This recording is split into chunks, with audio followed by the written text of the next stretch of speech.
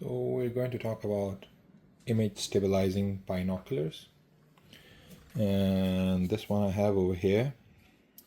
This is the Canon 8x20is. So 8 means the magnification, it magnifies things 8 times. 20 is the size of the objective lenses, so they are 20 mm, I think, if I'm not mistaken.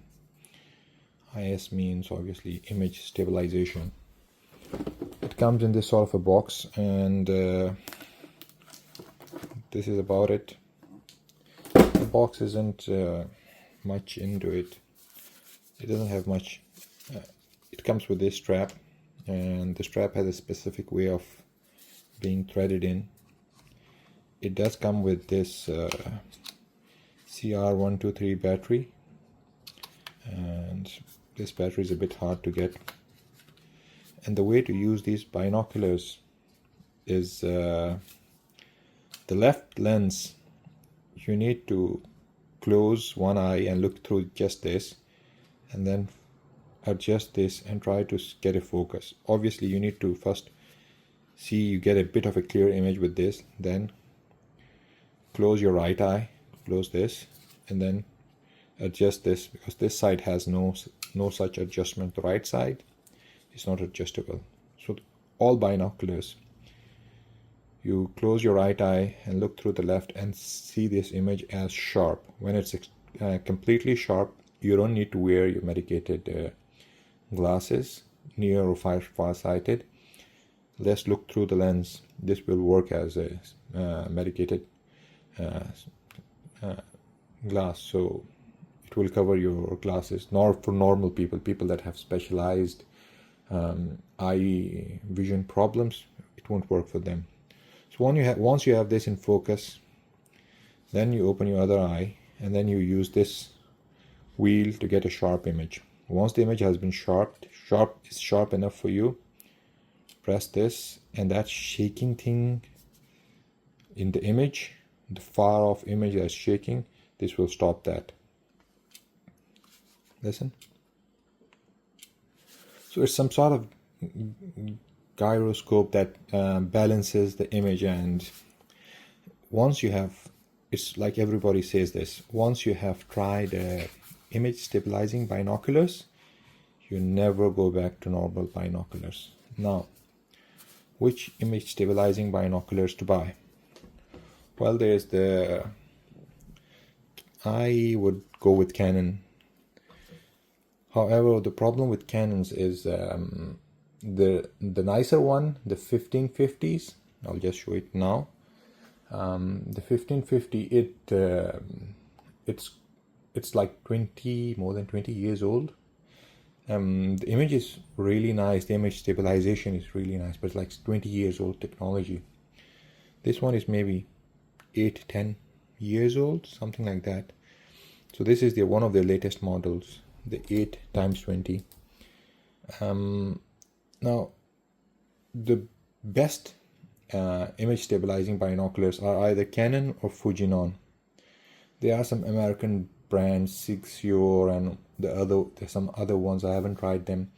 They're usually geared towards hunters, and obviously if you want to hunt a deer or something like that, you can get really close to anything.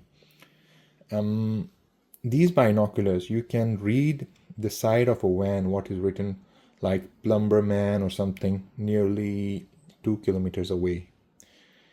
8x20 will show you that. 15x50 will show you that. Now, the thing with binoculars is, don't be fooled by the 8 magnification, 15 magnification, 20 magnification. The magnification becomes irrelevant if the image is shaking or the objectives are small. I would prefer an 8x50 over 20x50. The 20x50 will give you an image of, say, a microscope, and the bit you move, even a little bit if you move, your eyes, your brain won't be able to process that image. It will get fatigued. These ones, the 8 ones, they also come in a 10x20, but I would 100% go with the 8. the difference isn't that much. Usually the weather conditions aren't so good that you can't look too far out. Even with 10 and 8 you will not be able to notice the difference. Always go with the lower magnification, 8 or maximum 15 in the 1550s. Don't try to go above that. You won't be able to comprehend much unless you're looking at some planets. You can see the moon through this. The image, real life image, there are some windmills near my home, about 4 kilometers away. This shows the same image as the Canon 1550s. Now, the market leader, the Swarovski, they have been in the market leaders, and their prices range from £1,000 to £5,000. I wouldn't go with Swarovskis. For the reason, well, this is the Swarovski, and the lenses are excellent, and it's a fantastic binocular. The lenses are coated so that there's no internal reflection and those wonderful coatings. But instead of going with a Swarovski, I would then suggest, if you want to spend something about £1,000, you are better off with buying a DSLR and a wildlife lens like the 200x800 Canon's 200x800 lens. So what happens with this kind of lens is, forgive my pointing the fingers, I'm not good at editing, so I know where to put which pictures in. Okay, so the Canon the 200x800 lens will give you a far clearer image than any 2,000, 4,000, 5,000 pounds binoculars. And well, let me then add the other video in. And now the 4,000-5,000 pounds, if you're going to spend on a binocular and the image isn't stabilized, you can't see, and the weather isn't clear, the point of buying then that 5,000 pounds binocular is, it's not a good proposition. Moreover, if you're buying it to go to safari, in a lot of third world countries, their immigration might seize your binoculars. Those people are crafty and they know this one is an expensive binocular. You won't be the first person going through their customs. Or they will ask you to pay custom duty on it, and then it becomes worthless. So be very careful. A lot of countries have strict rules on binoculars. You can't just take them in. This kind of thing, small, it can be hidden. The 1550s, obviously, they are large. The 1550 has a 1x4 screw, and it can be mounted on a tripod. So I have this small rig tripod, and this has a 1x4 screw on top, and I can mount the 1550s. They have 2 AA regular size batteries. Is easier to me. And this leg, this one that is highlighted over here, you can unscrew it apart, and it has a 1x4 screw on top, so you can convert into a monopod. And I will screw the 1550 on top and just take it and stabilize it. Just one monopod on the ground, and you won't feel the weight of that binocular. However, the image in this, the 1236 Canon 1236 image stabilization, the 1550, the 1850 isn't that nice. If you want a reasonable binoculars, it's this, the 1236 or the 1550. Price wise, this is, I got this for £350, brand new, £350. The 1236 is it ranges between £500 and £600. The 1550 ranges between £950 to £1,100, £1,100, 1,100, 1,150.